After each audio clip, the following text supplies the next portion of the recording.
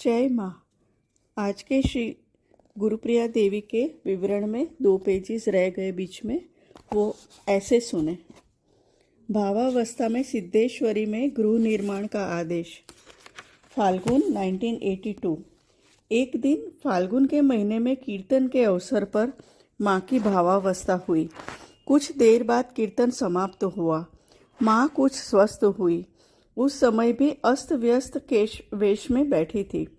इस बीच में भोलानाथ जी की ओर दृष्टि कर बोली, सिद्धेश्वरी के इस स्थान में जो एक कमरे की बात कही गई थी, बात उस समय भी स्पष्ट नहीं हुई।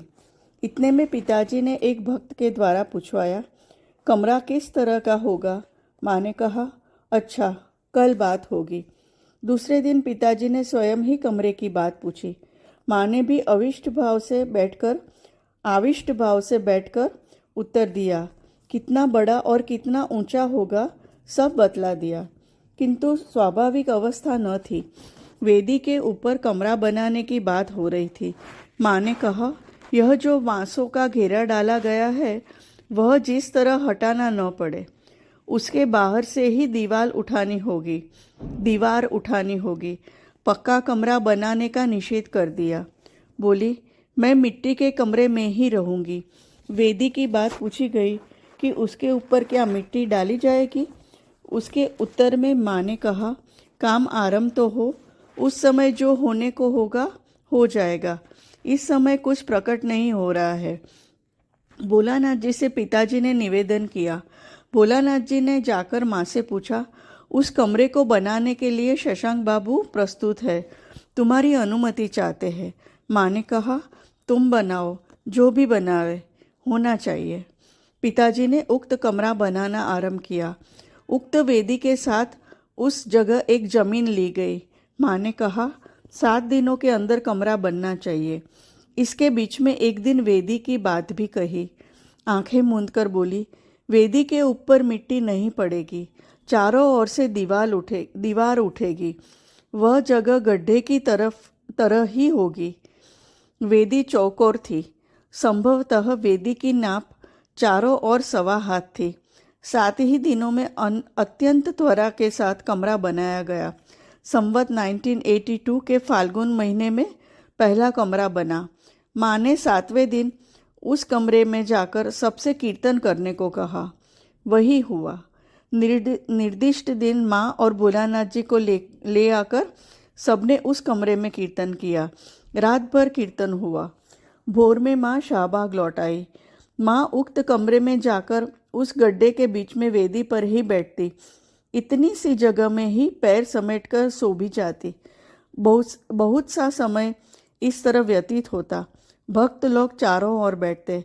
इसके बाद माँ कभी कभी तो उस कमरे में 2-1 दिन भी रह जाती थी।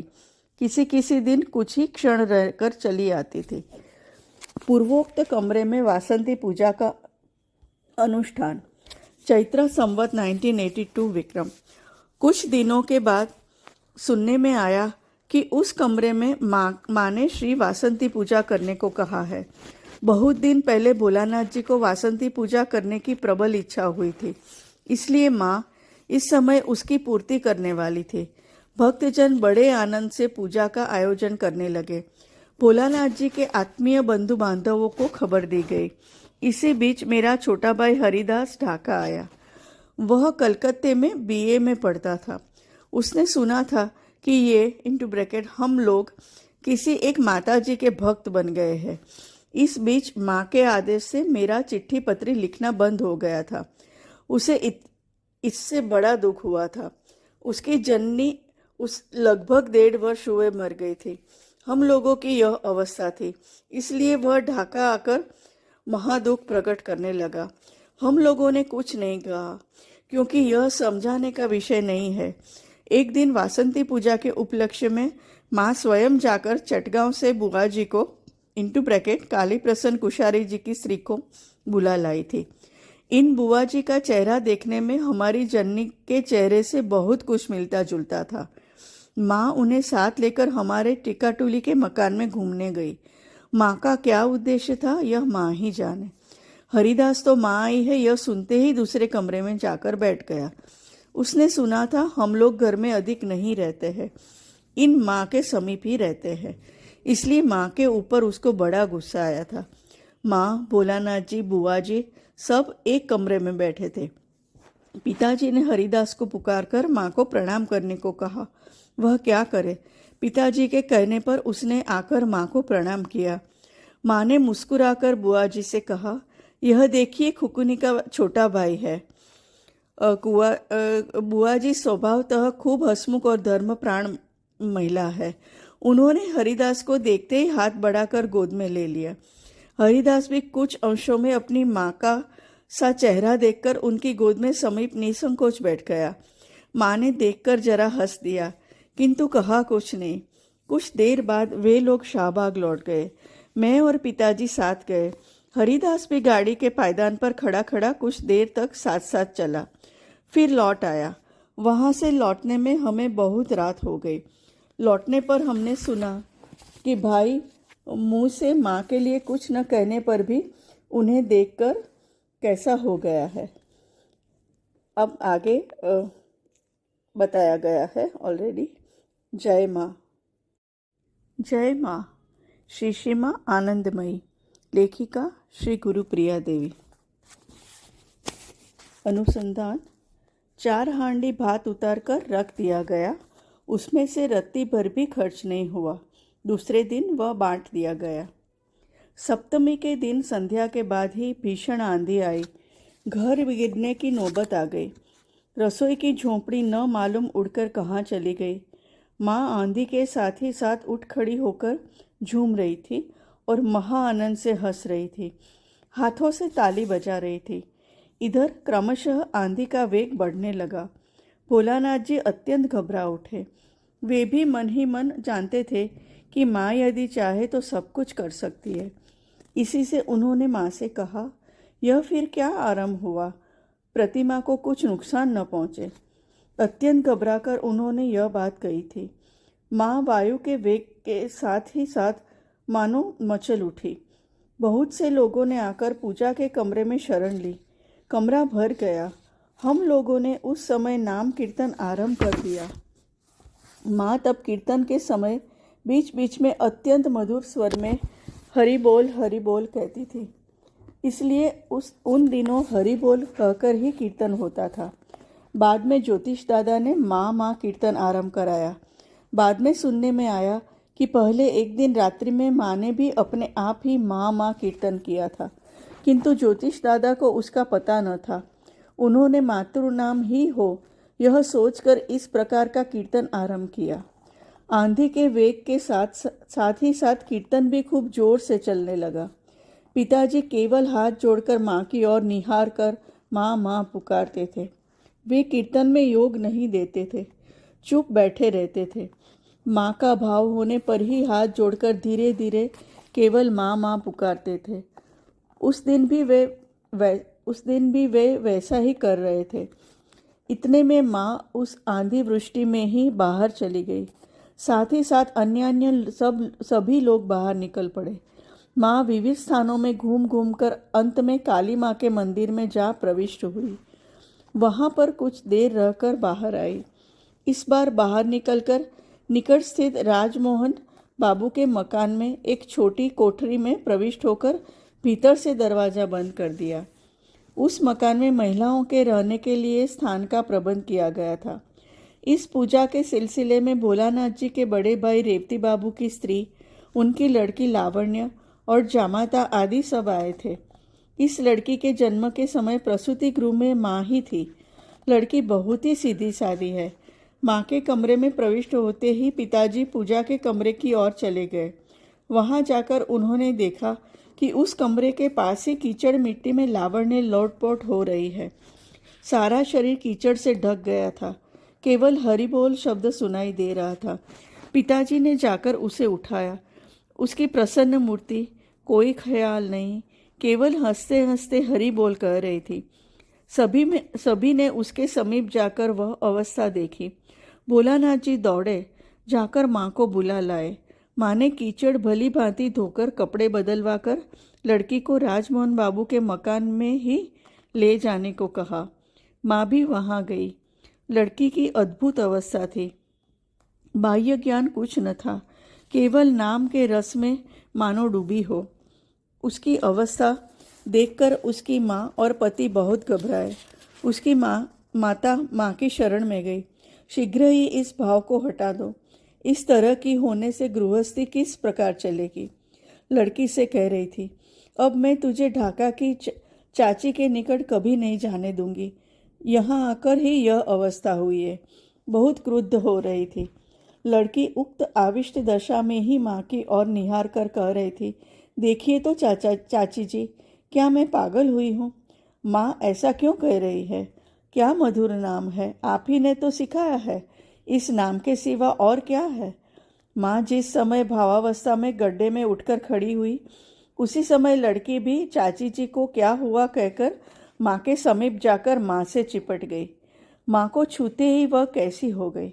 उसके अनंतर सब लोगों के कमरे से उठकर माँ के स्थान चले जाने के कारण साथ ही साथ लड़की की भावावस्था में कमरे से लुढ़कते लुढ़कते नीचे गिर गई। कीर्तन के कोलाहल में किसी ने उसे देखा नहीं। माँ लड़की को साथ लेकर एकांत में एक कमरे में बैठी। मैं भी उसी कमरे में थी।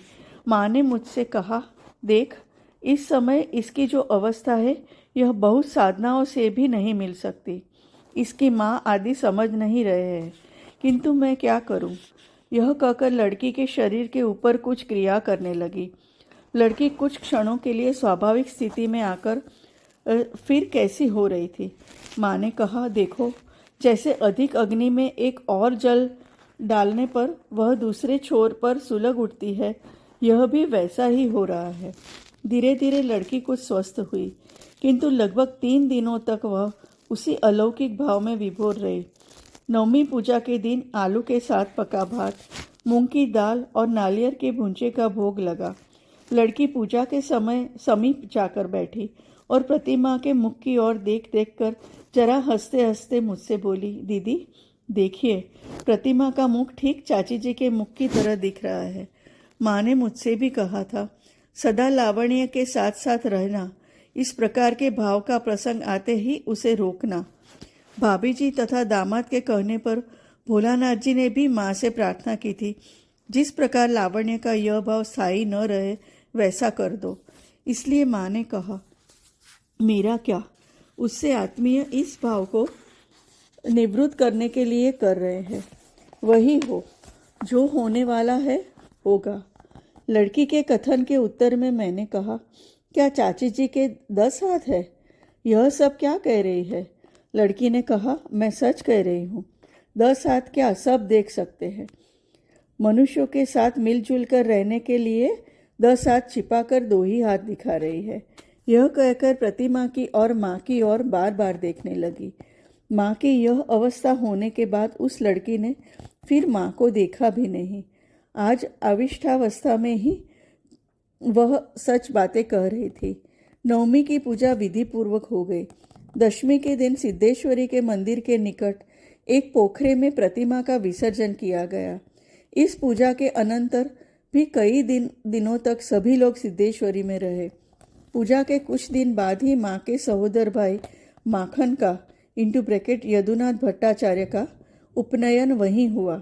एक बात और हुई, वह यह कि अष्टमी की पूजा के दिन बुआ जी काली प्रसन्न कुशारी जी की स्त्री ने 108 जपा के फूलों से और 108 कमलों से माँ की पाद पूजा की।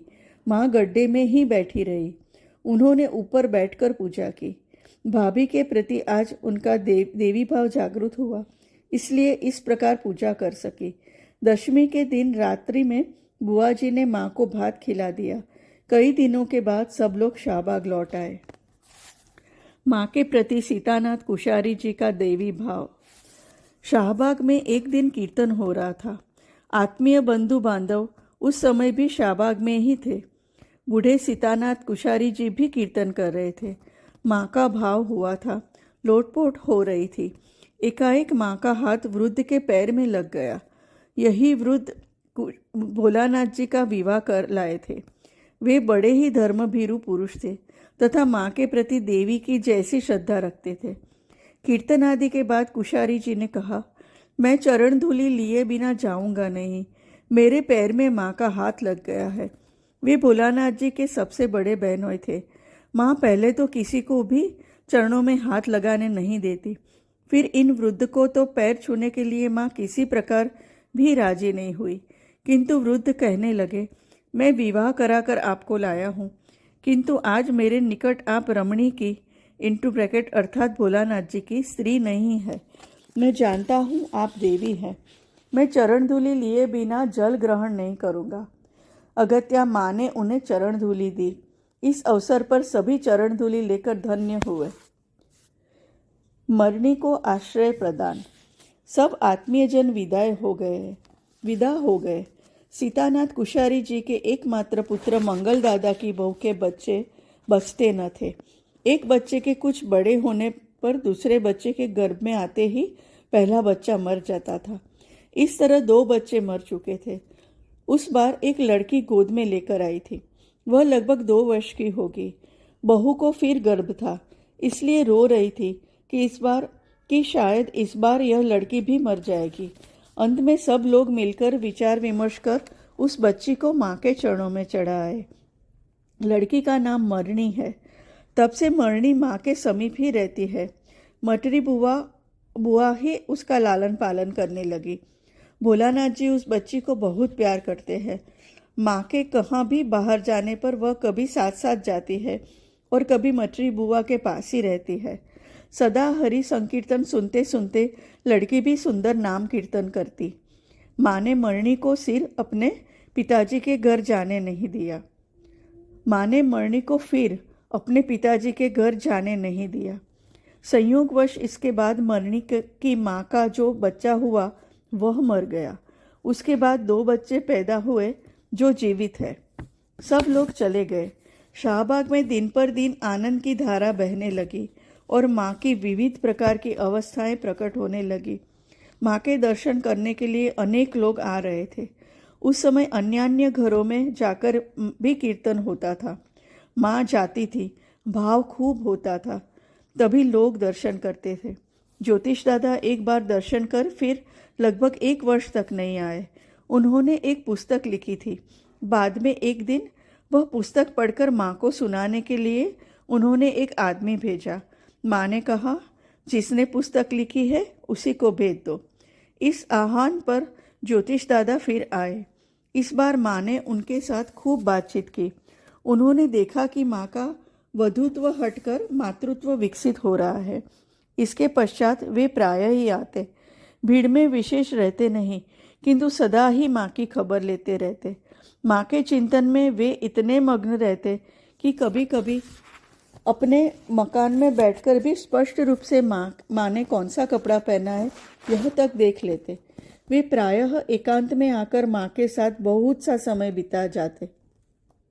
वे माँ के एक विशेष कृपाभाजन व्यक्ति थे। माँ का अभिप्राय भी वे विशेष रूप से ग्रहण कर सकते थे। निरंजन बाबू ज्योतिष दादा के बड़े मित्र थे। वे दोनों व्यक्ति चटगांव निवासी थे। निरंजन बाबू के मकान में माँ को ले जाकर कीर्तन आदि हुआ था। टिकाटोली के मकान में अनेकों बार कीर्तन होता था।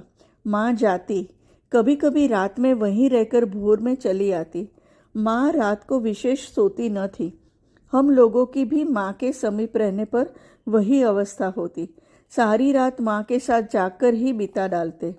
बहुत सी रात्रियां ऐसे ही बीती। माँ के भोजन के विविध प्रकार के नियम होने लगे। कुछ दिन बाद माँ ने कहा, मुझे जो खिला देगा उसे रात्रि को फल खाकर रहना होगा। वैसा ही हुआ। तभी से मैं एक वक्त भोजन करती हूँ। भोलानाथ जी की अस्वस्थता। चिंताहरण बाबू की स्त्री ने न जाने क्या स्वप्न देखा, इसलिए वे दीक्षा लेने वाली थी। इसलिए माँ और भोलानाथ जी को ले गई। तब भोलानाथ जी किसी को भी दीक्षा देते न थे। माँ तो दीक्षा देती ही नहीं है, किंतु उनकी दीक्षा किस प्रकार संपन्न हुई यह हमें ज्ञात नहीं है। किसी की बात दूसरे किसी ने निकट प्रकट नहीं की जाती। उसी मकान से भोलानाथ जी भीषण पेचिश की बीमारी ले आए। माँ ही मल साफ तथा अन्यान्य सेवा आदि करती थी। दूसरे दिन रात को माँ ने जरा खीरा खिला दिया। उसके बाद वे धीरे धीरे चंगे होने लगे। माँ के जन्म और बाल्य जीवन की बात। माँ प्रतिदिन बैठकर पहले की बातें कहती। एक दिन बातचीत के सिलसिले में माँ नानी जी से कह रही थी, माँ, मेरे जन्म के 13वें दिन अमुक मुझे देखने आए थे ना। संभवतः नानी जी को उस बात का स्मरण नहीं रहा। माँ की बात सुनने के अनंतर उसका स्मरण तो हो आया। इस प्रकार की अनेक बातों से प्रतीत होता है कि माँ को सदा ही पूर्ण ज्ञान था। बचपन से ही समाधि लग जाती थी। बहुत दूर कीर्तन होता रहता माँ घर में सोई रहती। कहती है, इस शरीर की एक अस्वाभाविक अवस्था हो जाती, किंतु कमरे में अंधेरा होने के कारण माता पिता अथवा अन्य कोई देख न पाते, और मेरे भी भीतर ऐसा एक भाव रहता कि कोई देखे नहीं, इसलिए मालूम होता है गुप्त ही रहती। माँ के शरीर के प्रादुर्भाव की किंवदंती मैंने सुनी। नाना जी की माँ कस्बा के विख्यात काली मंदिर में विपिन के एक पुत्र हो ऐसी प्रार्थना करने के लिए जाकर देवी के निकट प्रार्थना कर बैठी कि विपिन के एक लड़की हो। बुढ़िया की उस प्रार्थना के कुछ दिन बाद ही माँ के शरीर का प्रादुर्भाव हुआ। बचपन से ही माँ खूब हंसमुख थी। उनकी जो आकर्षणी शक्ति आज इतनी प्रचुर मात्रा में उद्भूत हुई है, उस शक्ति के प्रभाव से सब लोग माँ के प्रति स्नेह करते थे। यद्यपि माँ ने गरीब के ही घर जन्म लिया था, तथापि माता पिता के प्रेम से उन्हें विशेष कष्ट प्रतीत नहीं हुआ।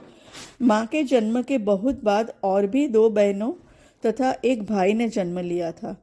उनमें से भी बड़ी बहन लगभग 17 वर्ष की अवस्था में मर गई। उसकी बात भी माँ से मैंने सुनी है। वह बहन मरने के समय तक माँ को दीदी दीदी पुकार कर मरी। उसके जीवन की घटना भी जो मैंने सुनी है, उसमें एक विशेषता थी। जय माँ।